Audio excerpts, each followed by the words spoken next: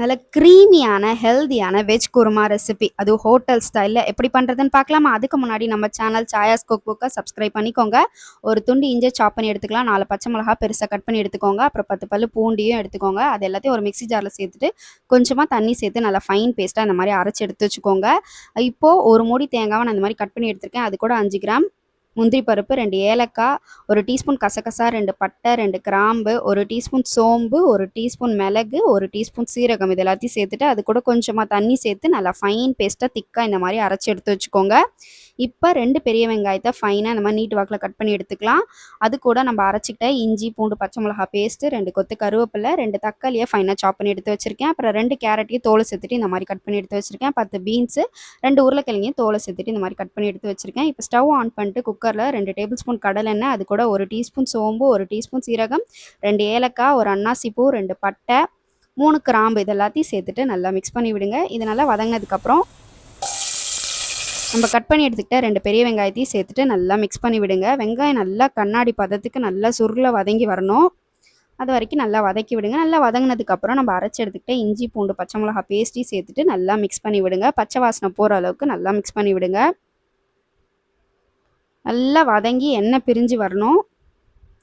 இந்த மாதிரி எண்ணெய் பிரிஞ்சு வந்ததுக்கப்புறம் நம்ம ஃபைனாக சாப் பண்ணி எடுத்துக்கிட்ட 2 தக்காளியும் சேர்த்துடுங்க. சேர்த்துட்டு அதையும் நல்லா மிக்ஸ் பண்ணி விடுங்க. நல்லா தக்காளி வதங்கி வரணும்.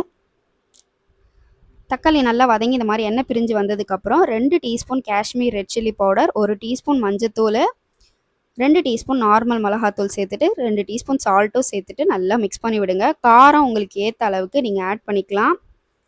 எல்லாத்தையும் சேர்த்துட்டு நல்லா ஒரு சேர மிக்ஸ் பண்ணி விடுங்க. இந்த மாதிரி திரும்ப எண்ணெய் பிரிஞ்சு வந்ததுக்கப்புறம் நம்ம கட் பண்ணி எடுத்துக்கிட்ட வெஜிடபிள்ஸ் எல்லாத்தையும் சேர்த்துக்கலாம். கேரட்டு, பீன்ஸு, உருளைக்கிழங்கு என்ன காய்கறி இருக்கோ அது சேர்த்துக்கலாம். சேர்த்துட்டு எல்லாத்தையும் நல்லா மிக்ஸ் பண்ணி விடுங்க.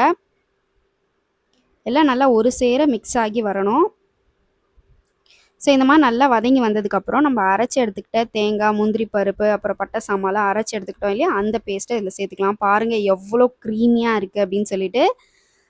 ஸோ இதை நல்லா சேர்த்துட்டு உங்களுக்கு எவ்வளோ கன்சிஸ்டன்சி வேணுமோ அதுக்கேற்ற மாதிரி நீங்கள் தண்ணி ஆட் பண்ணிக்கலாம். நான் 1 கப் அளவுக்கு ஆட் பண்ணியிருக்கேன். ஆட் பண்ணிட்டு எல்லாத்தையும் நல்லா ஒரு சேர மிக்ஸ் பண்ணி விடுங்க. நல்லா ஒரு சேர நல்லா மிக்ஸ் பண்ணி விடுங்க. இன்னும் கூட தண்ணி வேணும்னா நீங்கள் ஆட் பண்ணிக்கலாம்.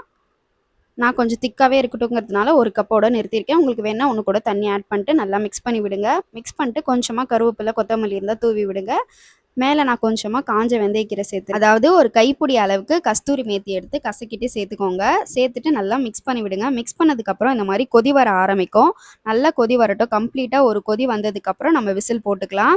ஸோ இந்த கொதி வரதுலேயே ஒரு 50% வெஜிடபிள்ஸ் எல்லாம் குக் ஆகிடும். அதுக்கப்புறம் நம்ம 2 விசில் போட்டால் போதும். இந்த மாதிரி நல்லா கம்ப்ளீட்டாக கொதி வந்ததுக்கப்புறம் ஒரு வாட்டி மிக்ஸ் பண்ணி விட்டுட்டு நம்ம விசில் போட்டுடலாம்.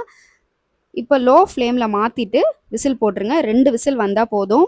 இப்போ விசில் வந்துடுச்சு. ஸ்டவ் ஆஃப் பண்ணிட்டேன். விசில் நல்லா அடங்கினதுக்கப்புறம் குக்கரை திறந்து பாருங்கள். அவ்வளோ அரோமேட்டிக்காக இருக்கும். பாருங்கள் எண்ணெய் நல்லா பிரிஞ்சு வந்திருக்கு. ஸோ திரும்ப ஒரு வாட்டி நல்லா மிக்ஸ் பண்ணி விட்டுட்டு கொஞ்சமாக கருவேப்பிலை, கொத்தமல்லி எது இருக்கோ அதை லைட்டாக தூவி விட்டுக்கோங்க. இந்த வெஜிடபிள்ஸ் எல்லாம் எவ்வளோ கம்ப்ளீட்டாக குக் ஆகிருக்குன்னு பாருங்கள். செம்மையாக இருக்கும். கண்டிப்பாக ட்ரை பண்ணி பாருங்கள். சப்பாத்தி, பூரி, பரோட்டா எது கூட வேணால் தொட்டு சாப்பிடலாம். ஈவன் இட்லி, தோசை கூட ஆப்டாக இருக்குங்க. கண்டிப்பாக ட்ரை பண்ணி பாருங்கள். இந்த மாதிரியான ஹெல்தி ரெசிபீஸ்க்கு நம்ம சேனலை சப்ஸ்கிரைப் பண்ணிக்கோங்க. கூடவே பெல் ஐக்கானையும் ப்ரெஸ் பண்ணிக்கோங்க. கண்டிப்பாக ட்ரை பண்ணி பாருங்கள் மறக்காமல். தேங்க்யூ.